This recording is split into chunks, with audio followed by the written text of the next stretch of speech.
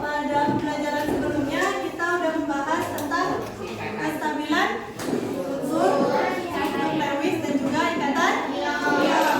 Nah, di dalam tabel periodik, terutama di dalam golongan A atau golongan utama kan itu ada unsur yang dikatakan sebagai golongan yang stabil. Itu golongan berapa? Ada yang tahu?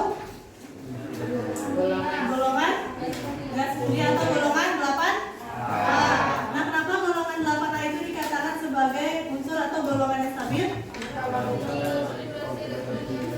Karena memiliki konfigurasi yang penuh, yaitu mengikuti dari aturan kaidah Octet dan juga Lefebvre. Nah kan unsur gas mulia itu kan termasuk unsur yang stabil, sehingga dia itu tidak perlu lagi berikatan dengan unsur lainnya. Jadi gimana sih unsur selain gas mulia itu untuk dapat mencapai kestabilan? Ada yang tahu? Menerima dan melepaskan elektronnya. Nah, pada pelajaran hari ini kita itu akan mempelajari mengenai ikatan kovalen. Nah, sebelumnya coba lihat ini gambar apa? Air. Apa rumus molekul dari air? Ada yang tahu? H2O. Mana itu terdiri dari dua unsur, yaitu unsur H dan juga unsur O. Nah, kira-kira bagaimana sih dari unsur H dan O ini dia dapat berikatan sehingga terbentuklah senyawa H2O.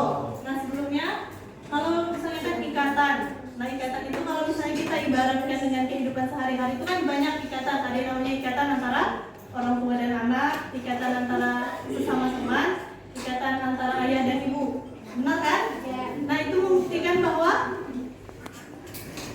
manusia itu adalah makhluk sosial. Manusia dia membutuhkan bantuan orang lain untuk dapat hidup. Nah, sama seperti dengan unsur atau ya, sama seperti dengan hal yang unsur. Jadi dia itu membutuhkan unsur lain untuk dapat berikatan. Nah, ada yang tahu bagaimana rumus H2O ini seperti apa? Rumus Lewisnya? Nah, makanya pada hari ini kita akan mempelajari gimana sih cara terbentuknya dari ikatan antara H dan O sehingga membentuk senyawa H2O. Nah, minggu lalu kan juga udah belajar mengenai ikatan dan ikatan kovalen. Nah, kalau ikatan ion, nah ikatan ion itu apa? Ikatan terjadi akibat adanya selang terima elektron karena gaya tarik menarik elektrik antara satu dan ion. Iya, karena adanya selang terima elektron. Nah, bagaimana dengan ikatan kovalen? Ada yang tahu bedanya ikatan ion dengan ikatan kovalen apa?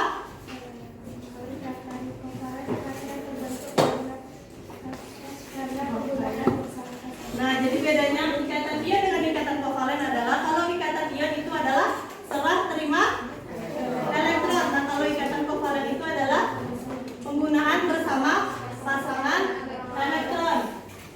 Nah, perbedaan kedua, kalau ikatan ion itu terjadi antara unsur apa? Unsur logam dengan non-logam kalau ikatan ion. Nah, kalau ikatan kovalen itu dia terjadi antara unsur non-logam dengan non-logam. Apa saja sih unsur non-logam itu? Itu ada golongan 4A, kecuali Sn dan juga Pb. Terus ada golongan 5 sampai 7A. Nah, selanjutnya ada hidrogen, berilium, dan B. Siapa yang tahu B itu apa? Boron. Nah, kita langsung ke contohnya. Itu tadi unsur apa? Air kan? Air itu rumus molekulnya adalah H2O. Nah, bagaimana sih ikatan dari H2O ini dan bagaimana proses terbentuknya? Nah, langkah pertama yaitu kita konfigurasikan dulu unsur H dan O. H berapa nomor atomnya? 1. Berarti konfigurasinya? 1. Nah, kalau O berapa nomor atomnya? 8. Kalau kita konfigurasikan ada 2 dan 6. Nah, selanjutnya itu kita buatkan struktur Lewis-nya. Nah, ini adalah struktur Lewis dari O. Struktur Lewis dari atom H seperti apa? Ada satu titik. Nah, di sini hanya ada berapa? Dua. Berarti dia butuh Dua H. satu lagi. Dua H. Nah, ini kan H itu dia hanya punya satu elektron. Agar dia stabil, dia akan. Nah, kalau di ikatan ion kan dia akan menerima satu elektron agar dia stabil. Nah, kalau di ikatan kovalen maksudnya H ini agar stabil, yaitu membutuhkan satu elektron lagi dari unsur lainnya. Sampai sini paham? Nah, kalau O dia ada berapa elektron valensinya? 6. Agar dia stabil, dia butuh 2 elektron lagi dari unsur lain, dari unsur H. Makanya H di sini ada 2. Nah, di struktur Lewis O ada berapa titiknya atau elektron yang tidak berpasangan? 2. Nah, berarti di elektron atau titik yang sendiri inilah nanti dia akan berikatan dengan unsur H. Sampai sini paham? Nah, berarti ikatannya itu akan menjadi O kan, terus datang unsur H dari sebelah kanan.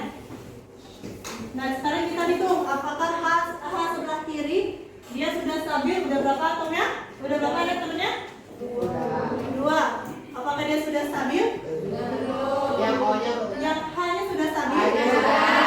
Nah, O-nya baru berapa elektronnya? 7 kan? Berarti dia butuh satu lagi. H dari sebelah kanan. Nah, sekarang kita hitung. H sebelah kanan apakah sudah stabil? Nah, gimana dengan O? Apakah O sudah stabil? Nah, jadi letak ikatan kovalen itu ada di sini, antara H dan O, dan antara unsur O dengan H. Nah, jadi yang ikatan kovalen itu ada di sini, antara O dan H. Sampai sini paham? Nah, ini adalah namanya ikatan kovalen tunggal. Ikatan kovalen tunggal. Kenapa dinamakan ikatan kovalen tunggal? Ada yang tahu?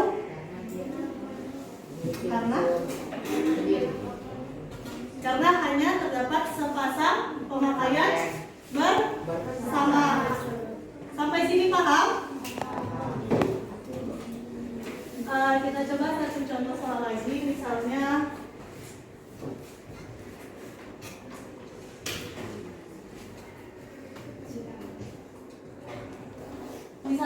unsur CH4. CH4 berarti di sini ada berapa unsur? 2. Ada 2, yaitu unsur C dan juga H. Nah, langkah pertama seperti apa tadi? Tentukan konfigurasi dari C dan H. Konfigurasi H tadi ada 1. Kalau C berapa nomor atomnya? 6. C nomor atomnya 6, berarti konfigurasinya 2 dan 4. Ada yang bisa menggambarkan struktur Lewis dari C? Coba. Ya.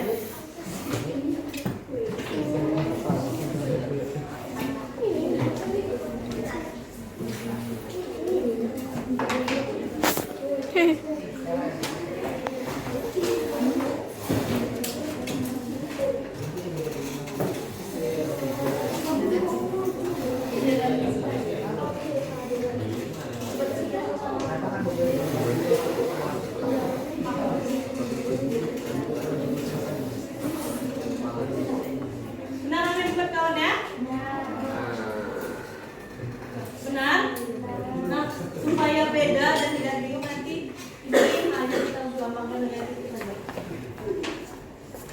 Nah, berarti kalau dilihat dari konfigurasinya, H itu dia untuk stabil butuh 1 elektron lagi kan? Nah, kalau C dia konfigurasinya elektron valensinya ada 4.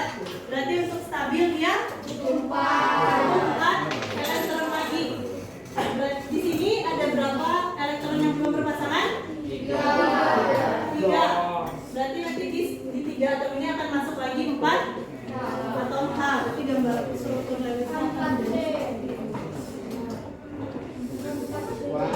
Wah.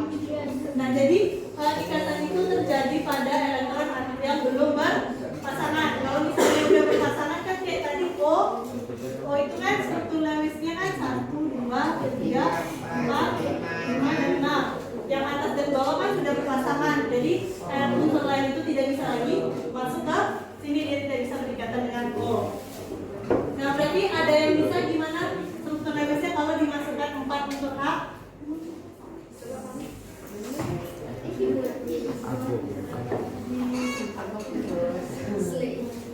Apa nih? CH4 gimana struktur Lewisnya?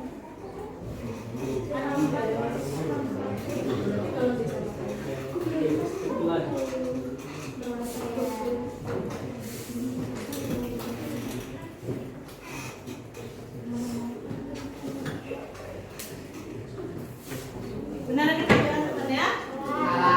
Salah, ada yang bisa memperbaiki?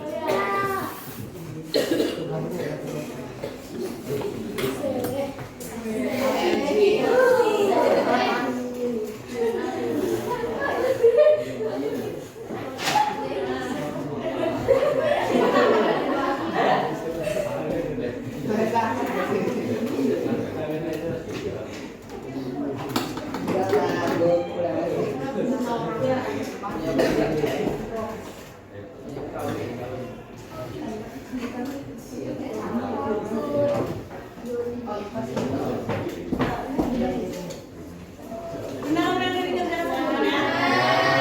Nah, jadi letak posisi elektronnya itu di berdekatan dengan elektron yang akan dinikatkan. Tadi kan kalau abu kan tadi hanya ditaruh di sini, sedangkan elektronnya itu ada di bawahnya. Makanya dia salah. Nah, sampai di sini paham? Nah, sekarang kita hitung jumlah elektronnya. H, kiri, kanan, atas, dan bawah apakah sudah stabil? Sudah.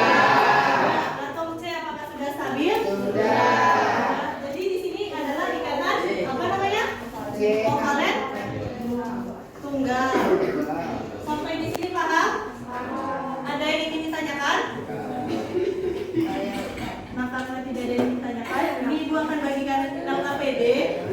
Jalan dalam waktu 7 menit.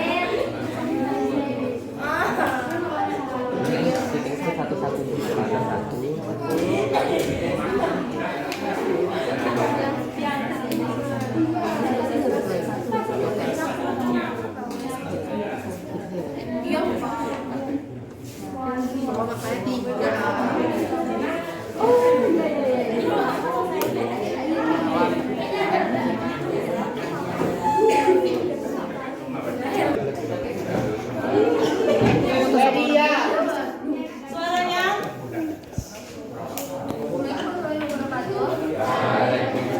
Warahmatullahi wabarakatuh. Berdasarkan kelas 3 Muar yang dapat diamati bahwa unsur salah memiliki pemakaian elektron dengan mengapa demikian? Tujuan dari pemakaian bersama pasangan elektron antara unsur H dan O adalah untuk mencapai kestabilitas. Benar. Benar. Untuk penelitiannya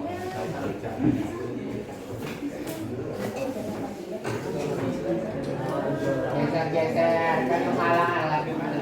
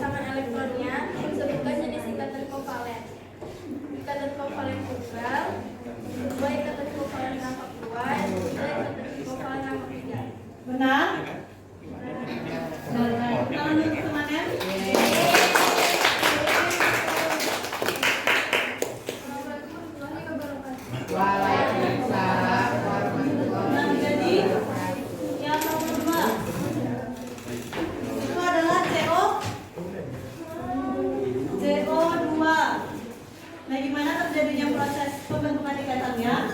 Konfigurasinya sudah benar, yaitu C untuk stabil dia butuh 4, sedangkan O dia butuh 2, ya kan? Nah terus C, struktur Lewisnya yang masih belum berpasangan ada berapa elektronnya? 4, sedangkan unsur O atau atom O yang mau masuk ada berapa? Ada 2, otomatis kan 2 elektron dari C ini kan jadi nggak masih belum berpasangan kan? Nah caranya agar dia bisa stabil, jadi elektron atau titik O yang ada di sebelah kiri ini dia akan berpindah ke sebelah sini, sehingga dia akan berpasangan jadinya seperti ini. Paham? Nah selanjutnya ada C yang di atas ini agar dia bisa berpasangan juga dan berikatan dengan unsur O, dia akan pindah ke sebelah kiri, makanya terbentuk dia berpasangan di sebelah kiri. Nah ini namanya adalah ikatan kovalen rangkap 2. Tahu kenapa dinamakan dengan ikatan kovalen rangkap 2? Ya karena dia pemakaian bersama 2 pasang elektron ini, yang 1 dan 2, dan begitu juga dengan O yang ada di sebelah kiri, sebelah kanan. Jadi nanti elektron yang ada di sebelah kanan ini dia akan berpindah. Tujuannya adalah agar dia bisa berikatan. C yang di bawah juga akan pindah ke kanan, makanya ikatannya akan menjadi seperti ini. Ini namanya adalah ikatan kovalen rangkap 2. Bagaimana dengan yang 2? Dinamakan ikatan apa dia? Kovalen rangkap 3. Nah, jadi berdasarkan 3 soal yang Ibu kasih tadi yang ada di angka PD, berarti jenis ikatan kovalen itu ada berapa? 3. Yang pertama kovalen tunggal, yang kedua ada kovalen rangkap 2, yang ketiga ada kovalen rangkap 3. Sampai di sini ada yang ingin ditanyakan? Nah, coba siapa yang ingin menyimpulkan pembelajaran kita pada hari ini? Bisa? Yes. Kesimpulan pada pembelajaran hari ini yaitu ikatan kovalen adalah ikatan yang terjadi karena pemakaian bersama pasangan elektron. Jenis ikatan kovalen ada ikatan kovalen tunggal, ikatan kovalen rangkap 2, ikatan kovalen. Ada lagi